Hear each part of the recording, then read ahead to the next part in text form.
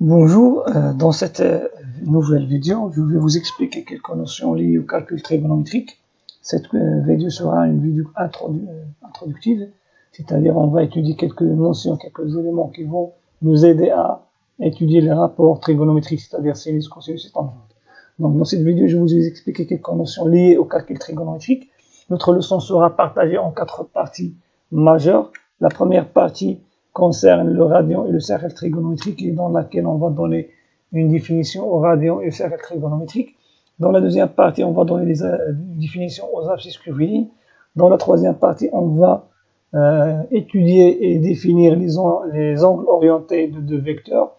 Ces trois parties sont des parties qui servent à étudier la quatrième partie qui concerne les rapports trigonométriques. Cette quatrième partie, on va la laisser à une autre vidéo. Maintenant, on va commencer par notre première partie, le radian et le cercle trigonométrique. Donc, soit c'est un cercle de centre O et de rayon 1. Le radian, c'est la mesure de l'angle. Le radian, c'est la mesure de l'angle au centre qui intercepte un arc de longueur 1. Donc, on a c'est un cercle de centre O, de rayon 1, CD est un arc de longueur 1. Donc, l'angle au centre qui intercepte l'arc CD est appelé radian. Donc, le radian, on appelle radian, noté rad, la mesure de l'angle au centre qui intercepte un arc de longueur 1. Donc, comment on passe des mesures exprimées en degrés aux mesures exprimées en radian et vice-versa. Donc, pour ce passage, on a une proposition qui le garantit. Cette proposition confirme bien, consiste à que Cx est la mesure d'un angle en radian et y est sa mesure en degrés. Donc, x sur p est égal à y sur 180 degrés. C'est-à-dire que la mesure en radian et la mesure en degrés de même angle sont proportionnelles. C'est-à-dire qu'il y a une relation de proportionnalité qui relie la mesure en radian et la mesure en degrés. Donc x sur p, tel que x est la mesure exprimée en radian, est égal à y sur 180 degrés, tel que y est la mesure exprimée en degrés. Donc pour appliquer cette formule, on va voir deux exemples. Dans le premier exemple, on va transformer 60 degrés en radian. Donc, pour le faire, on a y sur 180 degrés est égal à x sur p, c'est-à-dire que x sur p est égal à 60 sur 180 degrés. Donc, est égal à 160 degrés fois p sur 180 degrés. Et en simplifiant par 60, on trouve p sur 3. Donc, 60 degrés est égal à p sur 3 radian. Deuxième exemple, dans cet exemple, on va passer du radian au degré, c'est-à-dire on aura une mesure exprimée en radian et on va chercher la mesure exprimée en degrés. Donc, soit x égale à p sur 4, donc x égale à p sur 4, donc p sur 4 sur p est égal à y sur 180 degrés. P sur 4 sur p est égal à y sur 180 degrés. On simplifie par p. On trouve y est égal à 180 degrés sur 4 est égal à 45 degrés. Donc, y est égal à 45 degrés. Donc, cette relation, ou bien cette formule, nous garantit le passage des mesures exprimées en degrés aux mesures exprimées en radian et vice-versa. Maintenant, on a un tableau qui nous donne la correspondance entre des mesures exprimées en degrés et des mesures exprimées en radian qu'il faut apprendre par cœur parce que ces mesures, on les utilise souvent dans nos exercices. Donc 0 degré est égal à 0 radian, 30 degrés est égal à p sur 6 radian. Par exemple, l'angle droit mesure p sur 2 radian, l'angle plat mesure p radian, etc. Donc un exercice. Donnez la mesure en radian de l'angle de mesure 50 degrés et donnez la mesure en degrés de l'angle de mesure de p sur 3. Donc on va utiliser notre formule. Donc x sur p égale y c'est 50 degrés. Donc x sur p égale à 50 sur 180. Donc, x est égal à 50 fois p sur 180. X est égal à 50 fois p sur 180. On simplifie par 10. On simplifie par 10. On trouve 5 sur 18 p. 5 sur 18 p radians. Deuxième question, donner la mesure en degrés de l'angle de mesure de p sur 3. On a x sur p, x est égal à 2p sur 3 sur p est égal à y sur 180. On simplifie par p, on trouve y est égal à 180 sur p fois 2p sur 3. Simplifions par p, on trouve 180 fois 2 sur 3 est égal à 120 degrés.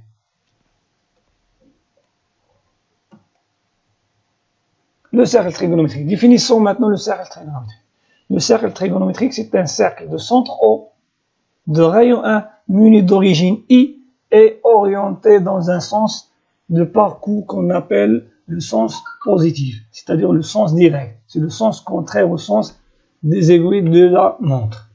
Donc, on appelle cercle trigonométrique deux cercles de centre O, de rayon 1, muni d'un point d'origine I et d'un sens de parcours appelé direct. Donc, le cercle trigonométrique, c'est un cercle de centre O, de rayon 1, muni d'un point I qu'on appelle le point d'origine, de parcours, lorsqu'on veut parcourir le cercle, soit dans le sens direct, soit dans le sens indirect, on part toujours de I. C'est le point de départ, on appelle l'origine du cercle trigonométrique, et ce cercle est lié à un repère orthonormé OI, OG. Donc, on a défini quelques notions qui sont très utiles pour notre cours. Donc, passons à la deuxième partie dans laquelle on va définir les abscisses curviligne, qui jouent un rôle très important dans le calcul trigonométrique.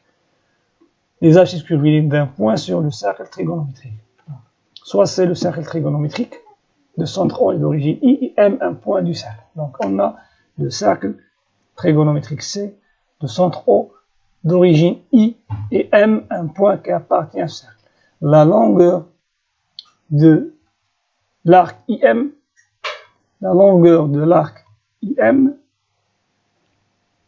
alpha, si on l'appelle alpha, si alpha est la longueur de l'arc IM, alors alpha est appelé abscisse curviligne du point M. Soit alpha, la longueur de l'arc IM, alpha est appelé une abscisse curviligne du point M. J'ai dit une abscisse. Pourquoi? Parce que l'on a plusieurs. Il y a une infinité d'abscisses curvilignes pour le point M selon la manière par laquelle on part de I et on arrive à M. Par exemple, si on part de I et on arrive à M, on trouve cet arc. Donc, on trouve une longueur alpha qui représente une abscisse curviligne du point M. Si on part de I, on fait un tour et on arrive à M, on trouve un autre arc, une autre longueur et un autre abscisse curviligne. Si on part dans l'autre sens, on trouve un autre arc, une autre longueur et une autre abscisse. Donc, à chaque fois qu'on parcourt M, en partant de I en arrivant à M, on trouve une abscisse curviligne du point M, mais parmi tous ces abscisses curvilignes, il existe une seule et unique abscisse qui appartient à l'intervalle moins pp. Cette abscisse est appelée abscisse curviligne principale. Donc, comme j'ai dit d'abord, le point M a plusieurs abscisses curvilignes. Donc, si on prend alpha, la mesure de cet angle coloré en rouge, donc les autres abscisses curvilignes seront écrites sous forme de alpha plus 2kp. Pourquoi? Parce que 2p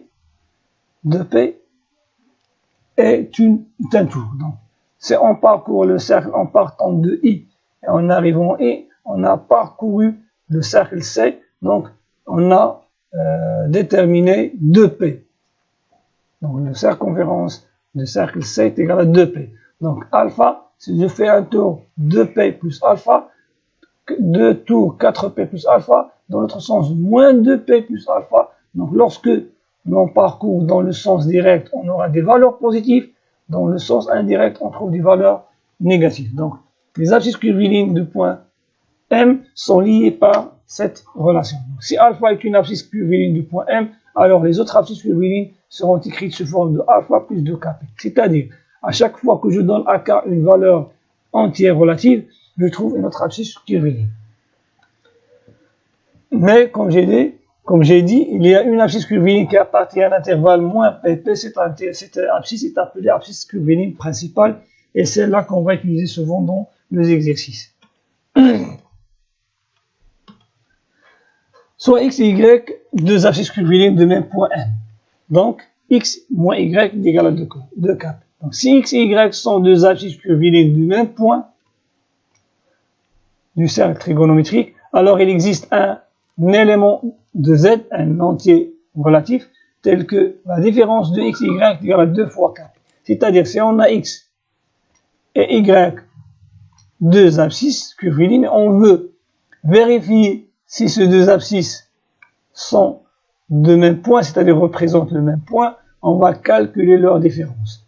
Si on trouve leur différence est égale à 2 fois un nombre entier relatif fois la constante P, alors x et y représentent bien les deux abscisses curvilignes de même point. On écrit x congru à y modulo de P. X congru à y modulo de P, c'est-à-dire que x moins y est égal à 2P.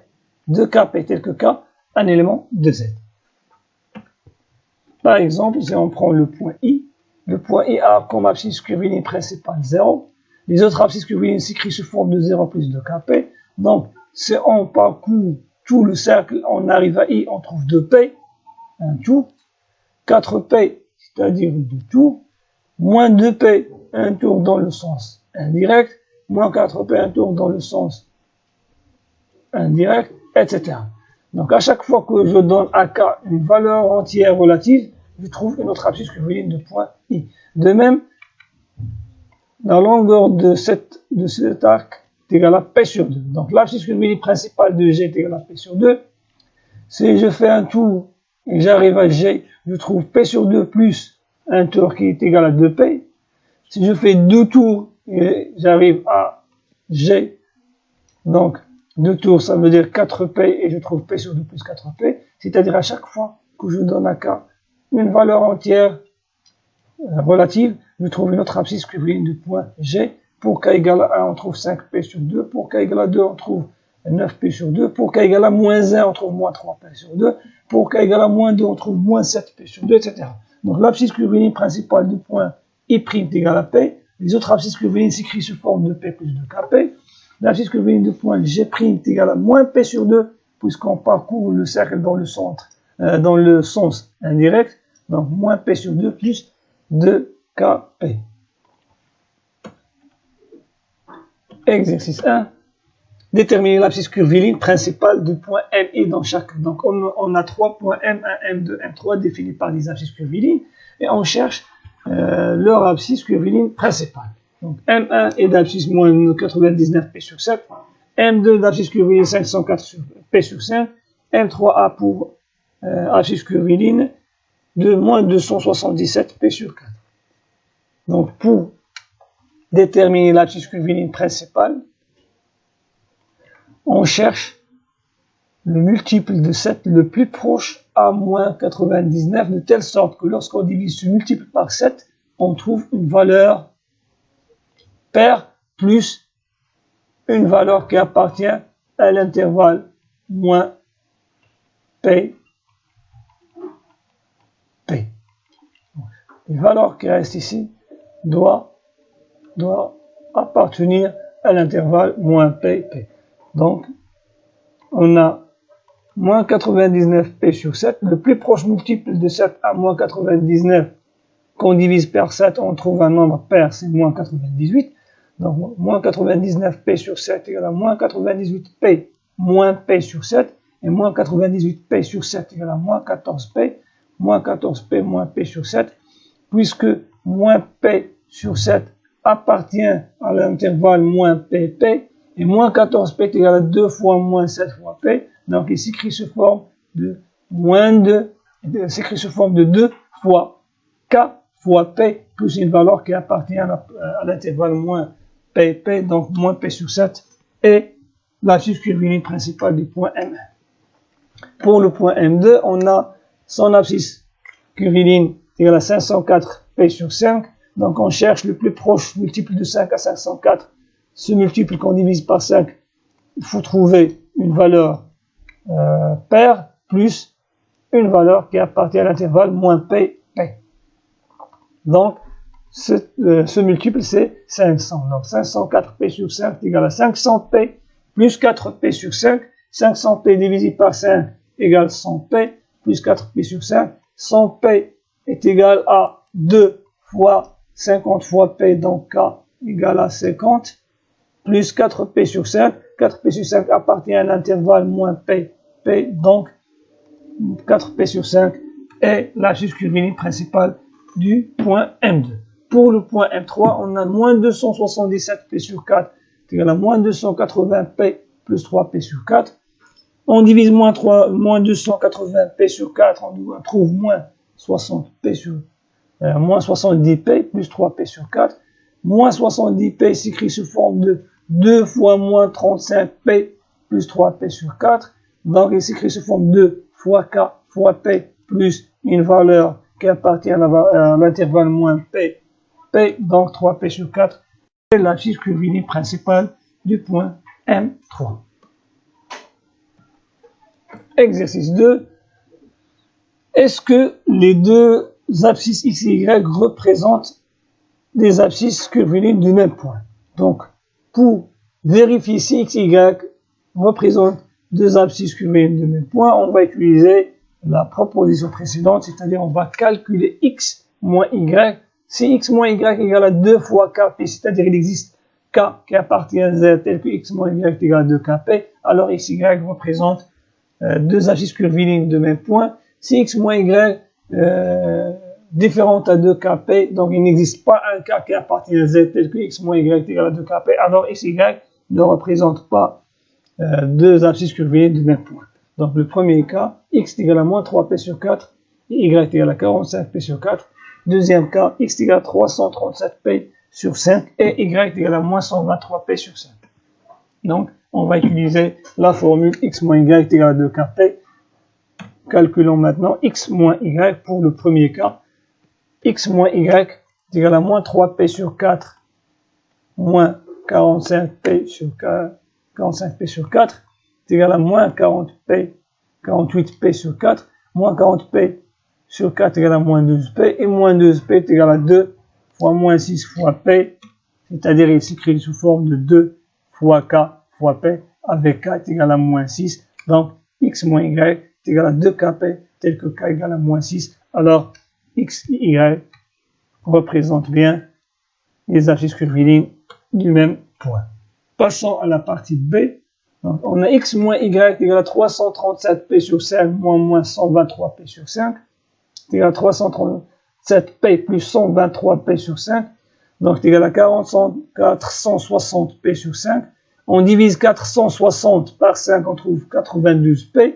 92 est égal à 2 fois 46p. Et il s'écrit sous forme de 2 fois k fois p, avec k cette fois-ci est égal à 46.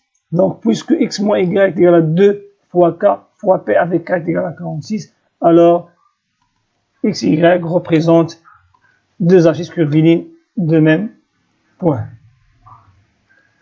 Donc, passons maintenant à la troisième partie et la dernière dans cette vidéo. Dans cette partie, on va définir et étudier les angles orientés de deux vecteurs, donc soit u, v, deux vecteurs. Les deux vecteurs UV forment un angle qu'on appelle angle orienté de deux vecteurs UV et qu'on note UV. Donc, deux vecteurs UV forment un angle qu'on appelle angle orienté de deux vecteurs UV et on le note par cette notation. Donc, si on translate V ici, on trouve un angle. Si on translate V ici, Donc on trouve un angle, voilà l'angle formé par ces deux vecteurs. Donc l'angle UV est appelé angle orienté de deux vecteurs. Considérons la figure ci-contre. Si alpha est la mesure, si alpha est une abscisse curviligne de M, si alpha est une abscisse curviligne de M, donc alpha est aussi une mesure de l'angle orienté OI-OM. Donc on a C, un cercle trigonométrique, M, un point qui appartient à un cercle trigonométrique, alpha. Si alpha est une abscisse curviligne de M, alors le même alpha est une mesure de l'angle OI-OM. Donc on dit abscisse curviligne d'un point et mesure d'un angle orienté. Donc soit si alpha est l'abscisse curviligne est une abscisse curviligne du point M, alors alpha est une mesure de l'angle OI-OM. On écrit OI-OM est congru à alpha modulo de P, c'est-à-dire que OI-OM est égal à alpha plus 2K fois la constante P. Donc OI-OM est égal à alpha congru à alpha modulo de P, ça veut dire que OI-OM est égal à alpha plus 2KP. C'est-à-dire à chaque fois qu'on donne à K une valeur entière relative, on trouve une autre mesure de l'angle OI-OM. Donc pour K égale à 0, on trouve alpha. Pour K égale à 1, on trouve alpha plus 2P. Pour K égale à 3, on trouve alpha plus 6P. Pour K égale à moins 5, on trouve alpha plus alpha moins 10P, etc. C'est-à-dire que les angles orientés ont une infinité de mesures, mais il existe une mesure qui est comprise entre moins P et P qu'on appelle la mesure principale. C'est-à-dire si bêta est l'abscisse curviligne principale du point M, alors bêta est la mesure principale de l'angle OI-OM. Prenons un exemple. Pour le point M, l'abscisse curviligne principale est égale à P sur 4, c'est-à-dire que l'abscisse curviligne principale du point M est égale à P sur 4, donc la mesure principale de l'angle OI-OM est égale à P sur 4. Pour le point M, on a son abscisse curviligne égale à moins P sur 3, donc l'angle OI-ON mesure moins P sur 3. Donc c'est-à-dire l'abscisse curviligne principale de N est égale à moins P sur 3, alors la mesure principale de l'angle OI-OM est égale à moins P sur 3. Voilà le cercle trigonométrique sur lequel on a présenté les abscisses curvilignes principales les plus importantes qu'on utilise dans la résolution des équations et les inéquations trigonométriques. Il faut apprendre ce cercle, il faut savoir le tracer et représenter ces abscisses curvilignes. Donc par exemple, si on prend le point M ici, de mesure d'abscisse curviligne principale P sur 6, donc la mesure de l'angle OI-OM est égale à P sur 6. Si on prend le point M d'abscisse curviligne principale de P sur 3, donc l'angle OI-OM est de mesure principale de P sur 3. Si on prend par exemple le point P d'abscisse curviligne principale moins 3P sur 4, donc OI-ON a comme abscisse curviligne comme mesure principale, moins 3P sur 4. Si on prend par exemple point R d'abscisse curviligne principale moins P sur 4, donc l'angle OI-OR a comme mesure principale moins P sur 4. Donc il faut apprendre ce cercle par cœur et savoir le tracer. Vous pouvez l'imprimer si vous voulez, vous trouverez cette image dans le lien au-dessous du vidéo. Vous pouvez le télécharger pour travailler sur ce modèle. Je vous remercie pour votre attention et à la deuxième vidéo dans laquelle on va étudier les rapports trigonométriques, c'est-à-dire sinus, cosinus et tangente. Au revoir et à bientôt.